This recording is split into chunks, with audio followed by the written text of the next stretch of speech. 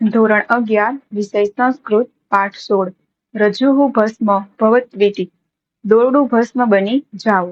સ્વાધ્યાય પ્રશ્ન 1 અધોલિખિતેભ્યઃ વિકલ્પેભ્યઃ સમુચિતમ ઉત્તરમ ચિનુત.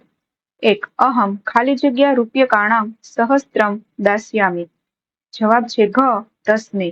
2 મનુષ્યઃ યાવત પુરુષાર્થ ન કરોતિ તાવત પદાર્થસ્ય નિર્માણે ખાલી જગ્યા સમર્થો ન ભવતિ. જવાબ છે ગ કર્તુમ. 3 સ્થાલિકાયા સ્થાપિતાયામ રજોઃ કાલિદાસઃ કિમ પ્રક્ષિપતઃ. જવાબ છે ખ અગ્નિ. 4 પ્રશાંતે ખાલી જગ્યા કાલિદાસઃ ભોજમ સ્થાલિકા સ્થિતામ રજ્જુમ અદર્શયત. જવાબ આવશે ખ અગ્નો. ત્યાર પછી પ્રશ્ન 2 નીચેના પ્રશ્નોના સંસ્કૃત ભાષામાં ઉત્તર લખો. 1 ભોજેન ભસ્મના રજ્જુ નિર્માણાય કહ પુરસ્કારઃ ઉદ્ઘોષિતઃ. ઉત્તર ભોજેન ભસ્મના રજ્જુ નિર્માણાય 1,000 રૂપ્યકાણામ પુરસ્કારઃ ઉદ્ઘોષિતઃ.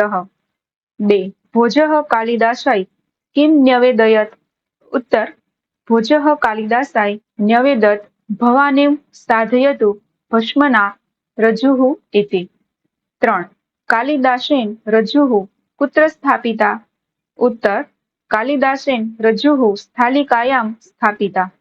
4 અગ્નિમયી રજ્જુઃ કેન રૂપેણ પરિણમિતા. ઉત્તર અગ્નિમયી રજ્જુઃ ભસ્મત્વેન પરિણમિતા.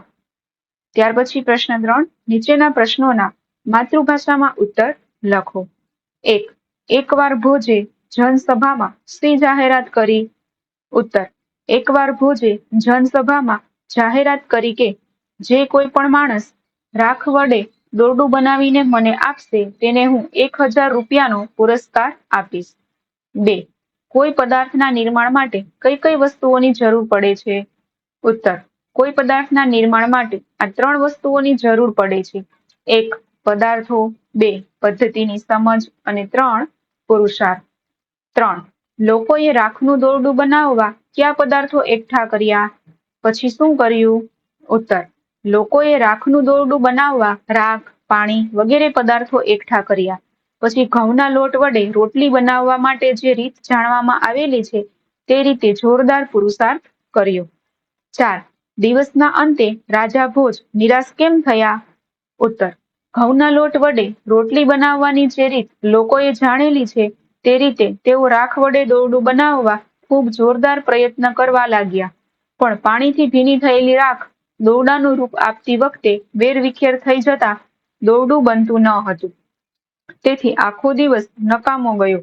ફળ સ્વરૂપે રાખ વડે બનેલું દોરડું જોવાની ઈચ્છાવાળા રાજા ભોજ નિરાશ થયા. 5 કાલિદાસે કઈ રીતે રાખનું દોરડું બનાવ્યું.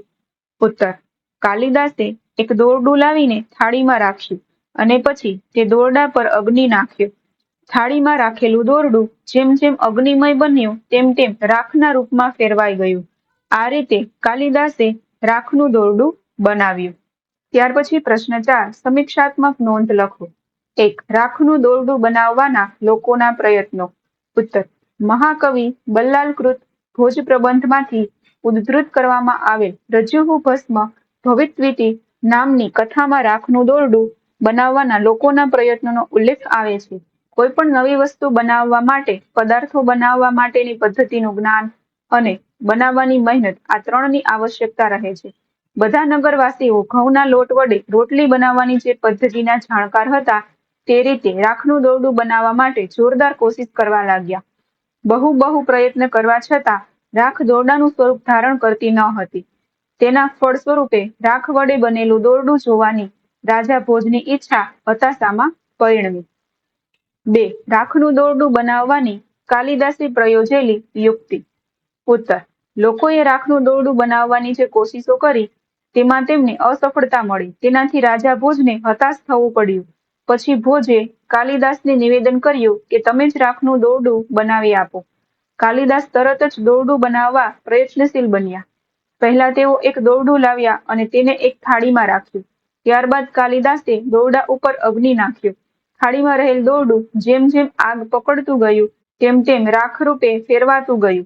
આમ કાલિદાસે રાખમાંથી દોરડું બનાવ્યું. આગ ઓલવાઈ ગઈ ત્યારે થાળડીમાં રહેલ રાખ સ્વરૂપ પામેલ દોરડું કાલિદાસે રાજા ભોજને બતાવ્યું. રાજાએ પ્રસન્ન થઈને કાલિદાસને 1000 રૂપિયાનો પુરસ્કાર આપ્યો. આ પ્રમાણે કાલિદાસે પોતાની સમજદારીથી રાખમાંથી દોરડું બનાવીને રાજાને પ્રસન્ન કર્યા તથા લોકોને બોધ પણ આપ્યો. 3. રજુહુ ભસ્મ ભવત્વિતિ પાઠમાંથી મળતો બોધ. ઉત્તર: મહાકવિ બલ્લાલવીર રચિત ભોજ પ્રબંધમાંથી લેવાયેલ રજુહુ ભસ્મ ભવત્વિતિ નામની કથામાંથી નીચે પ્રમાણે બોધ મળે છે. 1. પ્રવાહમાં પડેલા લોકો પ્રવાહને અનુસરે છે. તે પ્રવાહને સેવતા માણસે આનાથી એ કાર્ય પાર પાડવું જોઈએ. 2. આ વિશ્વની વિચિત્રતાને લીધે પ્રવાહનું સેવન કરેલું હોય તો પણ માણસ કાર્ય સિદ્ધ કરવાના સમયે અસફળ પણ થઈ જાય. 3. દોરડું રાખ ન થાવો તો રાખ દોરડામાં પરિણમો. એમ કાલિદાસની માફક સમજદાર માણસે અનુસરવું જોઈએ અને ક્યારેક વિરુદ્ધ વિચારવું જોઈએ.